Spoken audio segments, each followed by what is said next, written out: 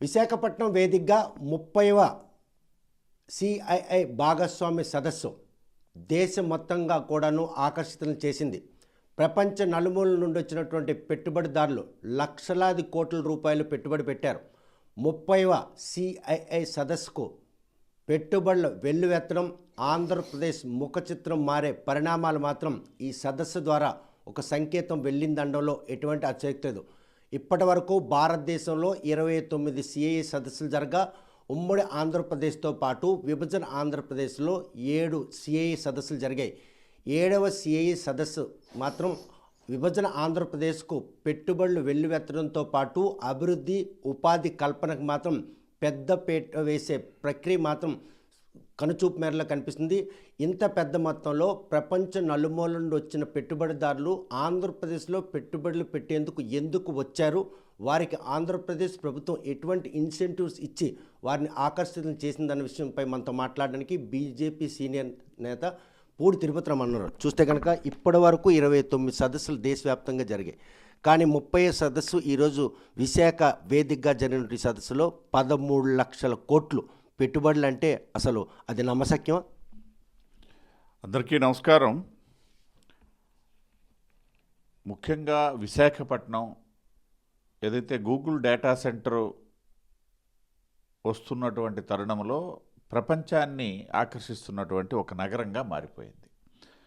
ఇప్పటికే అత్యంత వేగంగా అభివృద్ధి చెందుతున్నటువంటి నగరంగా ఉన్నటువంటి విశాఖపట్నం ఇవాళ గూగుల్ రాక తర్వాత ఏదైతే జరిగినటువంటి సిఐఐ సదస్సు, ప్రత్యేకించి 30వ భాగస్వామి సదస్సు దేశంలో విశాఖపట్నంలో జరగడానికి కేంద్రంలో ఉన్నటువంటి నరేంద్ర మోడీ గారి చొరవతో, వారి తాలూకా ఆలోచనతో, వారి తాలూకా సహకారంతో రాష్ట్రంలో ఉన్నటువంటి కూటమి ప్రభుత్వ అధినేత చంద్రబాబు నాయుడు గారి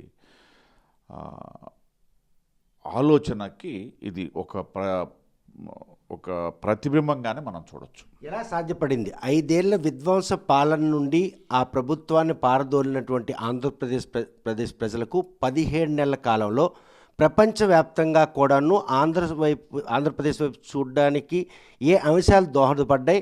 5 ఏళ్ళు కూడాను 30 ఏళ్ళు వెనక్కి వెళ్ళిపోయినటువంటి ఆంధ్రప్రదేశ్ మళ్ళీ అభివృద్ధి, ఉపాధి దిశగా నడుస్తుంది అంటే ఏ అంశాలు? ఈరోజు చంద్రబాబు నాయుడు లేకపోతే లోకేష్ ఇద్దరు కలిసి చేసినటువంటి ప్రయత్నం ఈ మధ్యకాలంలో విదేశీ పర్యటన, ప్రత్యేకించి హైదరాబాదు ఐటీ అభివృద్ధి ద్వారా అభివృద్ధి ఏదైతే సాధ్యమైందో అది ఆ క్రెడిట్ ఖచ్చితంగా చంద్రబాబు నాయుడు గారికి ఇవ్వాల్సిందే. చరిత్రలో నిలిచిపోయే ఒక అంశం. ఇవాళ విశాఖపట్నంలో ఐటీ అభివృద్ధి, ఇతర పరిశ్రమల తద్వారా ఇతర పరిశ్రమల అభివృద్ధి, గూగుల్ సెంటర్ రాక ఇటువంటి కార్యక్రమాలకు అన్నిటికీ చెప్పుకోవాలనేసి అంటే ఫ్యూచర్లో కనుక హైదరాబాద్ మాదిరి విశాఖపట్నం కూడా అభివృద్ధి చెందడానికి అవకాశాలు ఉన్నాయి. చెందినట్లయితే ఈ క్రెడిట్ ఖచ్చితంగా యువనేత లోకేష్కి, ఎందుకంటే ప్రధానమంత్రి నరేంద్ర మోడీ గారి ద్వారా ప్రశంసలు పొందినటువంటి నాయకత్వ లక్షణాలు ఉన్నటువంటి లోకేష్ గారికి చెందుతుంది. ఈ విషయంలో చూస్తే కనుక అప్పట్లో ఉమ్మడి ఆంధ్రప్రదేశ్లో ఐటీ అంటే విజన్ 2020 అన్నటువంటి నినాదంతో ముందుకెళ్ళిన చంద్రబాబు నాయుడుకు 420గా ఆయన మీద ఆపాదించారు. ఇప్పుడు 2047 దిశగా వెళ్తున్నటువంటి ఈ తరుణంలో లోకేష్కి భవిష్యత్తులో తండ్రికి తగ్గ తనయుడు అన్నటువంటి ఒక మార్క్ అవుతుందంటే ఇక్కడ మనం 2 విషయాలు ఆలోచన చేయాలి. ఒక నాయకుని తాలూకా నాయకత్వ పటిమ అనేది ఆయా సందర్భాలను బట్టి ప్రజ్వరిల్లుతుంది. ఇప్పుడు చంద్రబాబు నాయుడు గారు ఎప్పుడో 96లో ముఖ్యమంత్రి అయిన తర్వాత హైదరాబాద్ అభివృద్ధి, మంచి చెడ్డలో వారి తాలూకా భాగస్వామ్యము, ఉమ్మడి రాష్ట్రంలో అభివృద్ధి, ఆనాడే అభివృద్ధి, ఐటీకి సంబంధించినటువంటి అభివృద్ధి ఇవన్నీ ఉన్నటువంటి నేత తర్వాత కొన్ని సందర్భాల్లో కొన్ని ఫెయిల్యూర్స్ ఉండొచ్చు, సహజం అది.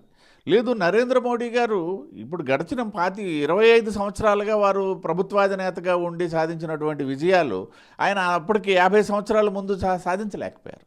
అంటే ఒక నాయకుని తాలూకా ప్రతిభ అనేది వాళ్ళ లోకేష్ అవ్వచ్చు, నిన్న చంద్రబాబు అవ్వచ్చు, లేకపోయినట్టయితే ఈవెన్ నరేంద్ర మోడీ గారు అవ్వచ్చు. ఆయా సందర్భాల్లో ఉన్నటువంటి రాజకీయ వాతావరణం ఒకవైపు, పరిపాలనా దక్షత ఒకవైపు, ఈ రెండు ఆధారంగా మాత్రమే ప్రజ్వరిల్లడం జరుగుతుందన్నమాట. భవిష్యత్తులో ఒక నాయకత్వ లక్షణాలు, రాష్ట్రం అభివృద్ధి చెందాలి, ఒక ఐటీ మినిస్టర్గా తనకున్నటువంటి అవకాశాలను వినియోగించుకొని ఇవాళ విశాఖపట్నం ఐటీ అభివృద్ధికి తోడ్పడుతున్నటువంటి వర్తమానంలో అయితే మాత్రం ఖచ్చితంగా లోకేష్ తన తాలూకా నాయకత్వాన్ని నిరూపించుకున్నటువంటి సందర్భం ఉంది. ఎలా సాధ్యపడింది 17 నెలల్లో ఇటువంటి ఘనతను ఆర్జించడం అంటే ఆశామాషా కాదు.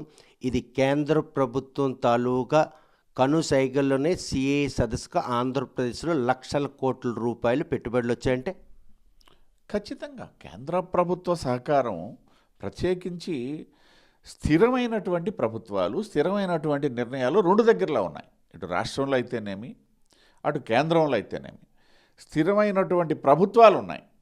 ఈ నేపథ్యంలో రెండు ప్రభుత్వాల మధ్య లేకపోతే పార్టీల మధ్య కోఆర్డినేషన్ కూడా సరైనటువంటి స్థితిలో కొనసాగుతున్నటువంటి సందర్భంలో ఇటువంటి విజయాలకి అవకాశం దొరుకుతుంది. అంటే సదస్సు సక్సెస్ కావడానికి డబుల్ ఇంజిన్ సర్కార్ పాలనే ఈరోజు పెట్టుబడిదారులకి ఒక బలం. అంటే ఖచ్చితంగా మీరు అన్నట్టుగా, మీరు మొదట్లో ప్రస్తావించినట్టుగా గత 5 సంవత్సరాల సందర్భంగా విధ్వంసకర పాలన, ఆ నిర్ణయాల నేపథ్యంలో ఉన్నటువంటి పరిశ్రమలే ఎక్కడికో వెళ్ళిపోయినట్టు, అమర రాజ్యాలు లాంటి పరిశ్రమలు బయటకు వెళ్ళిపోయినట్టు, హైదరాబాద్ వెళ్ళిపోయినటువంటి తరుణంలో ఇవాళ కేవలం 17 నెలల కాలంలో ప్రజల మన్ననలు పొందుతూ పారిశ్రామికవేత్తలు, ఏది ఒక రాష్ట్రంలో ఉన్నటువంటి పారిశ్రామికవేత్తలు కాదు, భారతదేశంలో ఉన్నటువంటి పారిశ్రామికవేత్తలు, యావత్ ప్రపంచంలో ఉన్నటువంటి అగ్ర స్థాయిలో ఉన్నటువంటి పారిశ్రామికవేత్తలు ఇవాళ ఆంధ్రప్రదేశ్ రాష్ట్రానికి క్యూ కడుతున్నారు అనేసి అంటే దానికి సమర్థవంతమైనటువంటి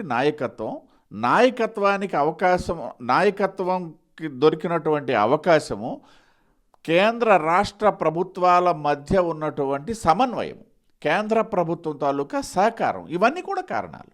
ఈ నేపథ్యంలోనే ఇవాళ ఆంధ్రప్రదేశ్కి 13,13,000 కోట్ల రూపాయలు ఒక సిఐఏ సదస్సు ద్వారా రావడానికి అవకాశం ఉంది. అంటే నేను ఇక్కడ ఇంకొక విషయాన్ని ప్రస్తావించదలుచుకున్నాను. గత ప్రభుత్వం కూడా సిఐఏ సదస్సు అని చెప్పి విశాఖపట్నంలోనే నిర్వహించింది. అప్పుడు కూడా లక్షల కోట్లలోనే లెక్కలు చెప్పారు.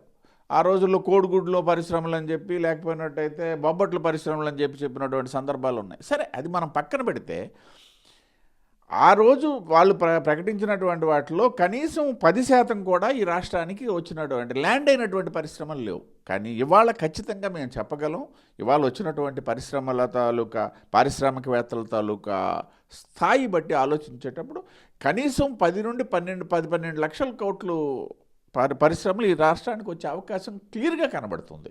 ఎందుకంటే ఇవాళ ఉన్నటువంటి రాజకీయ వాతావరణం ఒకవైపు, అనుభవం ఉన్నటువంటి ముఖ్యమంత్రి చంద్రబాబు నాయుడు గారు ఒకవైపు, ప్రత్యేకించి ఐటీకి సంబంధించి తీసుకున్నట్లయితే ఏదైతే యువనాయకుడు లోకేష్ సంబంధించినటువంటి చొరవ, లోకేష్ గారికి మోడీ గారు ఇస్తున్నటువంటి స్వేచ్ఛ అనొచ్చు, లేకపోయినట్టయితే అవకాశాలు అనొచ్చు.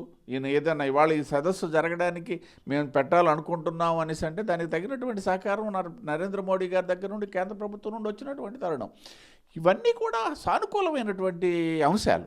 ఈ అంశాల నేపథ్యంలో ఖచ్చితంగా ఇది సాధ్యపడుతుంది, ఇవన్నీ గ్రౌండ్ అవుతాయి కూడా. చూస్తే కనుక గతంలో ప్రభుత్వ హయాంలో సిఐ సదస్సులో ఏదైతే భాగస్వామ్య సదస్సులో వచ్చినటువంటి పెట్టుబడులు అయితే ఉన్నాయో వాటిని గ్రౌండ్ కాకపోయినప్పటికి కూడాను వారు ఎవరైనా కనుక ముందుకు వస్తే మా ప్రభుత్వం కొనసాగిస్తుంది, ప్రభుత్వాలు ఎవరైనా కావచ్చు, అభివృద్ధి ఉపాధి కల్పనే ధ్యేయంగా వెళ్తామని లోకేష్ బల్లగుద్ది చెప్పారు.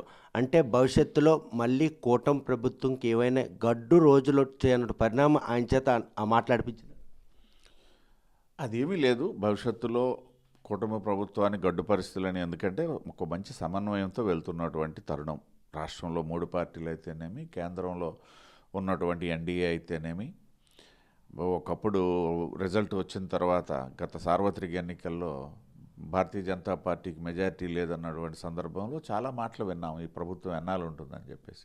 కానీ మెజారిటీ పూర్తి స్థాయిలో 302 సీట్లు వచ్చినప్పుడు ఏ విధంగా పరిపాలన సాగిస్తున్నటువంటి నరేంద్ర మోడీ గారు ఇవాళ కూడా అదే స్థితిలో, అదే స్థాయిలో ప్రపంచంలో మనం పరిపాలన సాగిస్తున్నటువంటి సందర్భం. ఇంకా చెప్పాలంటే అప్పటికంటే ఇప్పుడు ఇంకెక్కువ స్ట్రగుల్స్ ఫేస్ చేస్తున్నా కూడా ఆ ప్రస్తావన ఎక్కడా లేదు. అందువల్ల ఏంటంటే అది అప్రస్తుతం. ఒక్క విషయం అయితే నేను చెప్పగలను, ఇవాళ రెండో సంవత్సరంలోనే ఈ సిఐ జరిగింది. 13,13,000 కోట్ల రూపాయల తాలూకా పెట్టుబడులు ఏవైతే ఉన్నాయో ఇవి ముఖ్యమంత్రి గారు అయితేనేమి, లోకేష్ గారు అయితేనేమి, పవన్ కళ్యాణ్ గారు అయితేనేమి, మా కేంద్రం నుండి వచ్చినటువంటి పీయూష్ గోయల్ గారు అయితేనేమి 2-3 ఏళ్లలోనే గ్రౌండ్ అవుతాయి అన్నటువంటి విషయాన్ని ప్రకటించడం జరిగింది. ఎందుకంటే సమయం ఉంది కాబట్టి ఈ ప్రభుత్వం తర్వాత ఏంటి అనే క్వశ్చన్ మార్క్ అనేది ఇవాళ అసలు అప్రస్తుతం. ఈ ప్రభుత్వం సమయంలోనే ఇవన్నీ కూడా గ్రౌండ్ అవుతాయి, గ్రౌండ్ అయ్యి చూపిస్తాం కూడా. చూస్తే కనుక 30వ సిఐఐ భాగస్వామి సదస్సుల్లో పెట్టుబడులు వెల్లువెత్తే ప్రక్రియ మాత్రం ఆంధ్రప్రదేశ్ని ఆకర్షింపచేసేందుకు నారా లోకేష్ ఐటీ శాఖ మంత్రిగా సమర్థవంతమైనటువంటి ఈరోజు వ్యవహార శైలి ఈరోజు ఈ పెట్టుబడులను ఆకర్షించేసి సాక్షాత్తు దేశ ప్రధాని నరేంద్ర మోడీ ఆశీస్సులతో ఆయన చేసిన ప్రయత్నం ఆంధ్రప్రదేశ్లో ఇంత పెద్ద మొత్తంలో పెట్టుబడిదారులను ఆకర్షించుందన్నటువంటి సంతృప్తిని వ్యక్తం చేస్తున్నారు. మరోవైపు చూస్తే గడిచిన రానున్న 3 ఏళ్లలోనే ఇవన్నీ కూడాను గ్రౌండ్ అయ్యి ఉపాధి కల్పనకు మాత్రం అడ్డగా మారుతుంది. ఉత్తరాంధ్రకి తలమానికంగా చెప్పుకునే విశాఖపట్నంలో గూగుల్ హబ్ రావడం కూడాను ఈరోజు ఒక శుభపరిణామంగా ఆయన భావిస్తున్నారు. మరోవైపు చూస్తే కనుక ఇప్పటి వరకు జరిగిన సిఈ సదస్సులు ఒక ఎత్తైతే 30వ సదస్సు విశాఖ వేదిక జరిగినటువంటి ఈ భాగస్వామి సదస్సుకు మాత్రం పెట్టుబడులు వెల్లువెత్తడానికి అటు కేంద్ర రాష్ట్ర ప్రభుత్వాలు ఏకీభావమే దీని పరిణామానికి ప్రధాన కారణం అని చెప్తున్నారు. మరి రానున్న 3 రోజుల్లో ఏవైతే పెట్టుబడులు పెట్టడానికి వచ్చినటువంటి ఇన్వెస్టర్స్ అందరూ కూడాను వాటిని నిర్మాణం చేపట్టి వారు అనుకున్నట్టు ఉపాధి కల్పనకు ఆంధ్రప్రదేశ్ వేదిక అవుతుందా లేదా అనే విషయం వేచి చూడాల్సిందే. వీడియో జర్నలిస్ట్ రామకృష్ణతో Satyam, RTV, Srikakulam. Local to global news at your finger tips. మీ చేతిలో ఒక ఆయుధం. డౌన్లోడ్ రా TV app. Media legend Ravi Prakash is back.